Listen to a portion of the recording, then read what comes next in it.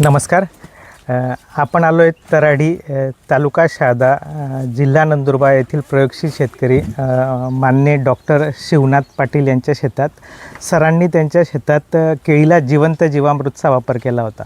वापर केल्यानंतर काय फरक पडला सरांकडून ऐकून घेऊ. सर, काय फरक जाणवला? नमस्कार सर. केळीला मी जिवंत जीवामृत सोडलं आहे आपण सांगितल्याप्रमाणे, विधीप्रमाणे, आणि मी 3 ते 4 वेळा त्याचा वापर केलेला आहे. जिवंत जीवामृत सोडल्यामुळे हिवाळ्यात यावर्षी थंडी जास्त असल्यामुळे बऱ्याच जणांची मुळी बंद पडणे वगैरे हा प्रॉब्लेम येतो. माझ्या बागेला ते प्रॉब्लेम आलेला नाही, निस्वण एकसारखी झालेली, आणि त्याच्यामुळे जर शायनिंग पण आलेली आहे बऱ्यापैकी. चिलिंगचा इश्यू नव्हता सुरुवातीपासूनच, आणि मुळ्या पण बंद नव्हत्या, आणि व्यवस्थित हाईट, आज प्लॉटची हाईट पण बऱ्यापैकी आहे. अच्छा सर, तुमच्या गावात तुमची लागवड केली त्यावेळेस पण बाकीच्यांचे प्लॉट असतील ना, त्यांचा आणि तुमचा अनुभव?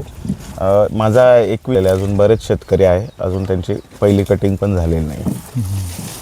थंडीमुळे बऱ्याच जणांचा प्लॉट उशिरा गेलेला आहे, पण आपली व्यवस्थित झालेलं आहे ते.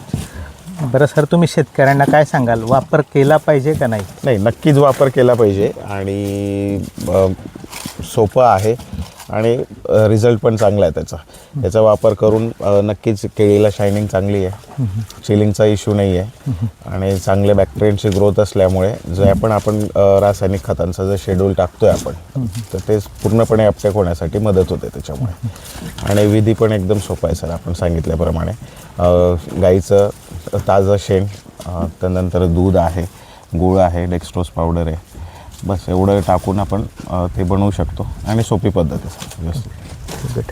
म्हणजे थोडक्यात तुम्हाला तुमच्या केळीची थंडीत मुळी चालू ठेवायची असेल, चिलिंग कमी करायची असेल, बागात असलेल्या केळीची शायनिंग लस्टर शाबूत ठेवायचं असेल, तर डॉक्टर साहेबांनी जसा त्यांच्या केळीला जिवंत जीवामृतचा 3 ते 4 वेळेस वापर केला, तसं तुम्ही पण करू शकता.